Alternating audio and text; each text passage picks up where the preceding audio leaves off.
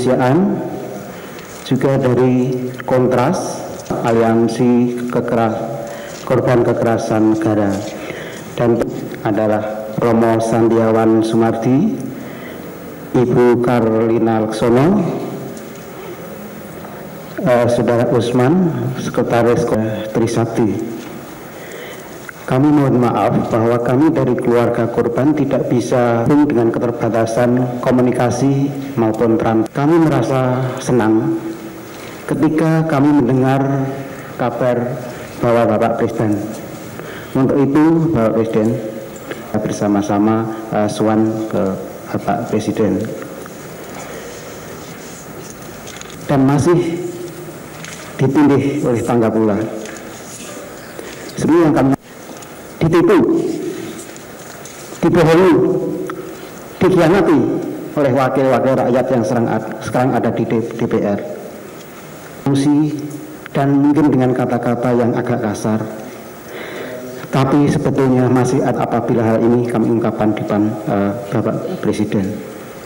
Bentuknya pansus DPR mengenai kasus Trisakti Semanggi I, dan pernyataan seperti itu tidak diungkapkan hanya sekali atau dua kali saja selama pansus itu berjalan, tetapi di setiap rapat dengar pendapat umum di depan umum secara terbuka itu selalu dikemukakan dan tidak pernah lepas dari peninggalan kami. Namun apa yang terjadi ketika pansus membuat keputusan pada tanggal 9 Juli yang dimaksudkan untuk menjadi rekomendasi DPR, ternyata keputusan itu sangat tidak menyinggung rasa keadilan bagi korban dan keluarga korban. Mereka menilai bahwa kasus Trisakti Semanggi I dan Semanggi II adalah kejahatan tindak pidana murni, dan untuk itu akan diterapkan peradilan militer atau pengadilan umum yang sekarang sudah berjalan. Itulah suatu kekecewaan di dalam kami para keluarga korban, karena sejak awal ketika kami diundang untuk rapat dengar pendapat umum, kami pun sudah menyampaikan keinginan kami agar ketika kasus itu diselesaikan melalui pengadilan HAM ad hoc. Namun ternyata itulah putusan, itulah rekomendasi DPR yang akan diambil. Dan kami yakin apabila peradilan militer yang diterapkan, maka tipis harapan kami bahwa kasus itu akan bisa terungkap. Sebab kami melihat bahwa peradilan militer hanyalah merupakan sarana untuk melindungi tindak kekerasan yang dilakukan oleh aparat bersenjata. Selama ini kami lihat demikian. Oleh karena itu Bapak Presiden, dalam kesempatan ini kami mohon Bapak Presiden berkenan untuk menerbitkan kepres untuk pembentukan pengadilan HAM ad hoc.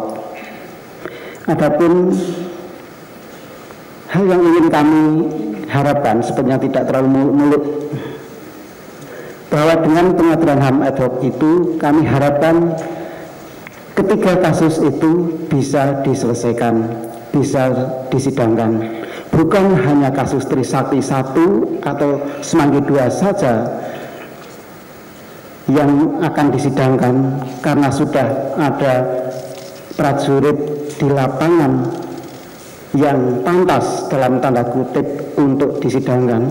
Sementara itu untuk kasus Semanggi I nampaknya belum ditemukan prajurit di lapangan yang pantas, tetap dalam tanda kutip, yang bisa disidangkan. Itulah sebetulnya harapan kami.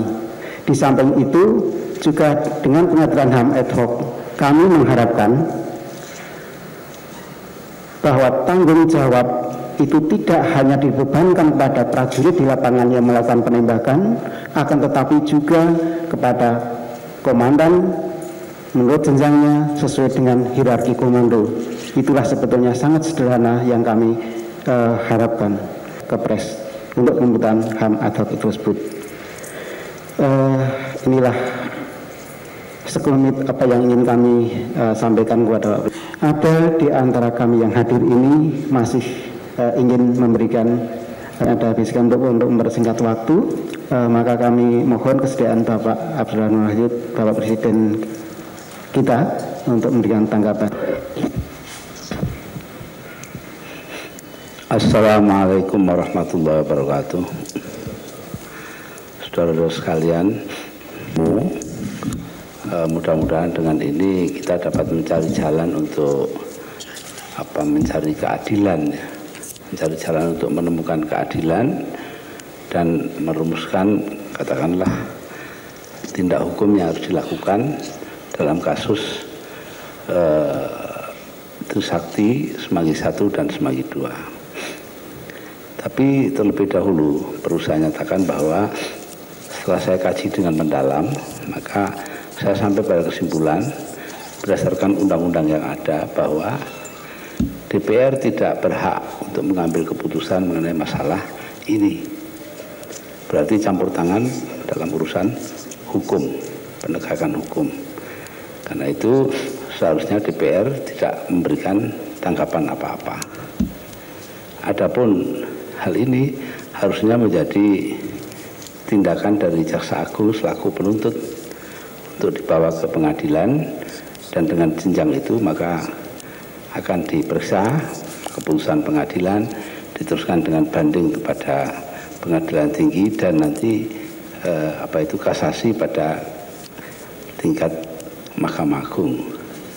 Dalam ini saya harapkan Mahkamah Agung berlaku objektif, berlaku sesuai dengan hukum, tidak usah takut-takut. Siapapun yang bertindak salah harus ditindak secara hukum. Ini aturan kita. Kalau Mahkamah Agung tidak mau menghargai dirinya, ya orang lain kan tidak bisa menghargai juga. Karena itu saya minta Mahkamah Agung benar-benar objektif dan benar-benar tegak, menegakkan hukum secara sungguh-sungguh. Apapun yang diputuskan oleh Mahkamah Agung, pihak eksekutif akan menjalankannya dengan setia. Keputusan apapun, bukan hanya ini saja. Karenanya selama ini sudah terlihat jelas masalahnya. Jadi karenanya sekali lagi saya harapkan Mahkamah Agung juga memeriksa masalah dengan teliti, dengan berdasarkan aturan-aturan main yang ada, yaitu ketentuan-ketentuan hukum yang berlaku. Pemerintah hanya akan mendukung keputusan-keputusan dari Mahkamah Agung dalam hal ini. Inilah yang saya kemukakan. Khusus mengenai kasus-kasus yang disebutkan di atas, Trisakti Semanggi 1 dan Semanggi 2, memang ada satu upaya untuk menyesatkan kita semua, yaitu untuk menggambarkan seolah-olah apa yang dilakukan sementara orang dengan menggunakan baju TNI atau ABRI dianggap seolah-olah itu kesalahan institusional, padahal itu salah sama sekali. Saya rasa masyarakat, baik itu korban, keluarga korban maupun masyarakat luas, termasuk saya sendiri selaku presiden, tidak pernah memiliki anggapan demikian. Dengan kata lain, yang bersalah ya harus bertanggung jawab terhadap kesalahannya, yang tidak ya tidak apa-apa. Kita tidak pernah mengadili TNI atau ABRI secara keseluruhan. Kita pisahkan antara TNI ABRI sebagai institusi dan pribadi-pribadi sebagai orang-orang yang bersalah. Karena itu langkah-langkah yang diambil untuk melindungi mereka itu adalah sebetulnya tindakan insubordinasi. Suatu tindakan yang tidak seharusnya dilakukan oleh pihak ketenteraan kita. Karena apa? Karena mereka adalah alat untuk melindungi rakyat, bukan untuk memusuhi rakyat, untuk menindas rakyat. Nah, ini masa lampau yang harus kita hilangkan. Caranya adalah pertama-tama dengan menegakkan kembali aturan hukum yang ada. Hukumlah siapa yang bersalah, dan yang tidak bersalah jangan dianggap sebagai secara institusional salah dalam hal ini. Itulah pendapat saya yang saya rasa itu merupakan pendapat juga sebagian besar dari para pakar hukum kita.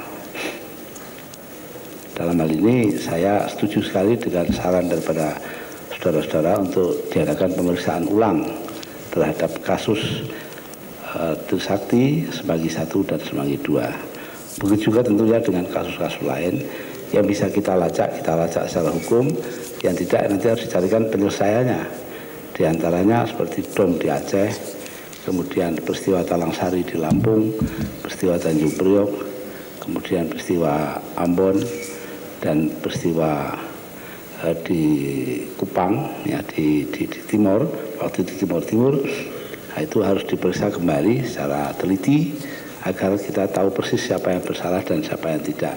Jangan dibuat generalisasi atau kebiahuyah sehingga yang rugi semua ABRI dan semua TNI, akhirnya kita juga yang rugi. Sekali lagi selamat datang di sini, dan saya rasa marilah kita berjuang bahu-membahu untuk menegakkan kedaulatan hukum di negeri ini. Terima kasih. Selamat pagi Bapak Presiden. Ini perjumpaan kita yang kedua. Pada waktu peristiwa itu terjadi kita bertemu di rumah di Ciganjur dan Himpunan Bantuan Hukum dan Hak Asasi Manusia Indonesia. Dan sekarang kita bertemu dalam keadaan sehat walaupun manipulasi politik yang terjadi. Yang pertama, bagi mereka penting Bapak Presiden karena selama ini kelihatannya mereka diterima di mana-mana, diterima di DPR. Tapi sebenarnya yang terjadi adalah penolakan-penolakan.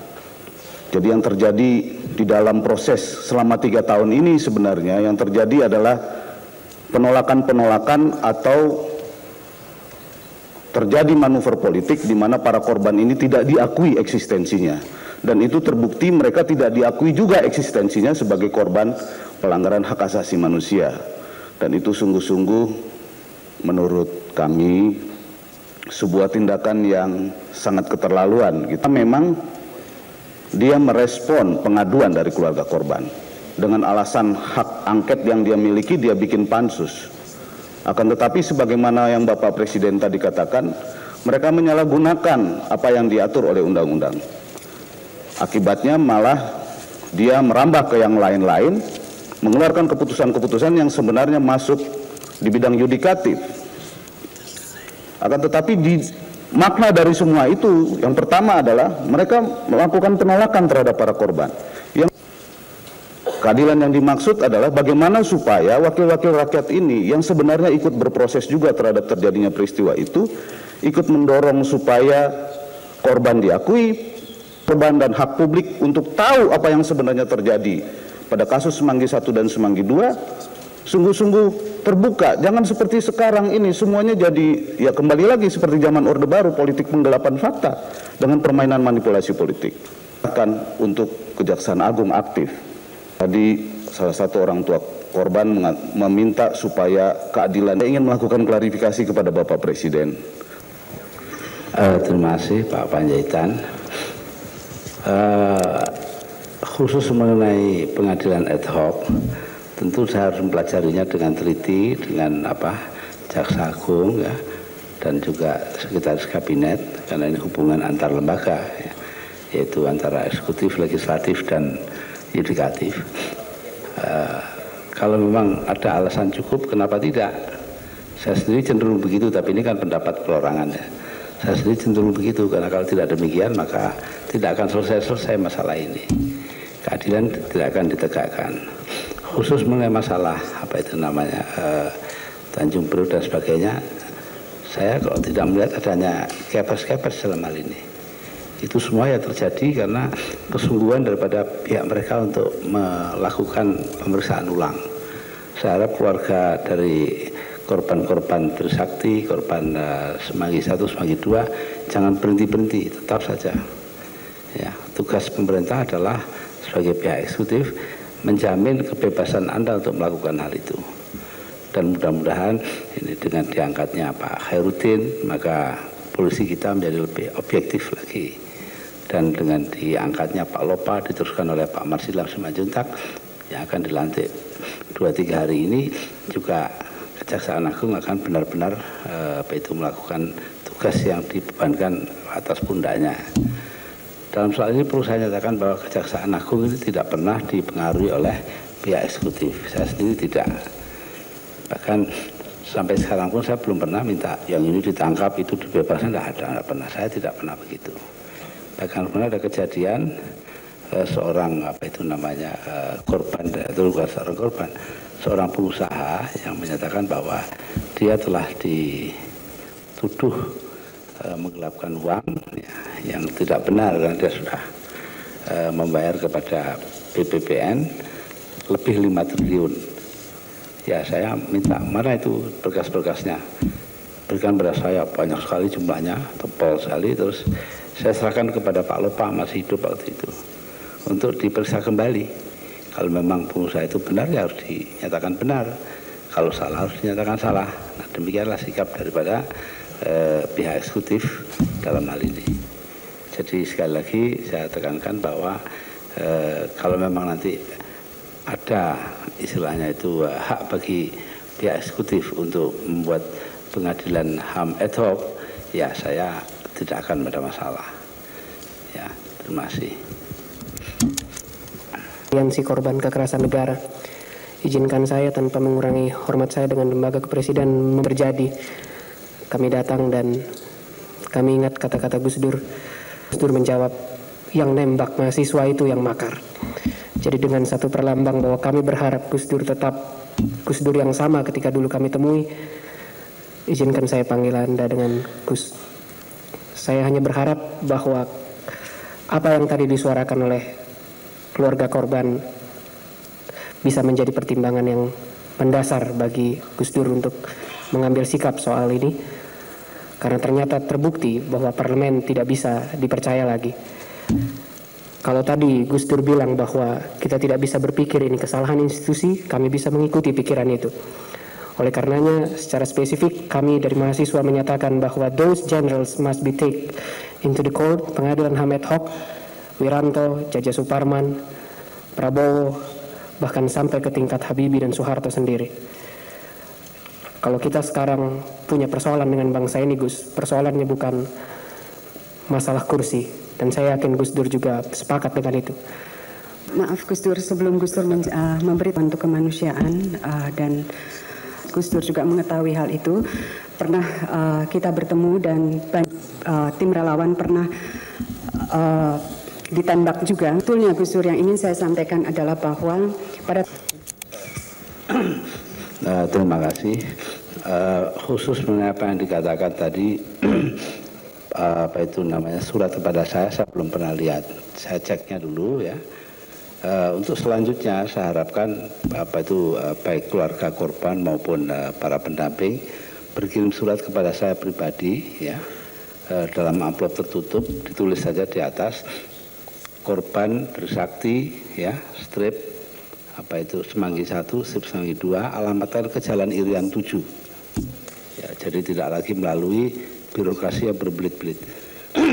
Mungkin itu sebabnya karena birokrasi berbelit-belit terjadi ya. Jadi memang saya simpati dengan para korban sejak semula ya, tadi sudah dinyatakan ya, dari dulu, bukan karena apa-apa, karena memang ya kita harus berusaha menegakkan hukum di Indonesia.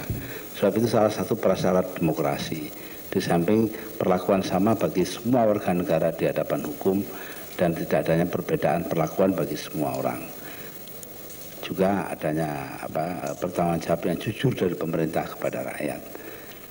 Lalu adanya juga kebebasan untuk menyatakan pendapat dan pikiran. Karena itulah walaupun saya juga mengalami katakanlah difitnah, dibuat kabar bohong dan segala macam itu, saya diam saja karena saya ingin kemerdekaan berbicara di negeri ini betul-betul dipelihara. Ya, jadi biar berjalan, tidak apa korban satu orang, tidak apa, tapi selanjutnya bangsa ini akan maju jaya. Kalau saya bawa satu orang waktu itu ke pengadilan, ya bungkam lagi nanti, kembali seperti zaman dulu ya. Jadi itulah sebabnya. Jadi terima kasih sekali atas kedatangan Anda semua ke tempat saya. Sekali tadi silahkan berhubungan dengan Jalan Irian 7. Terima kasih.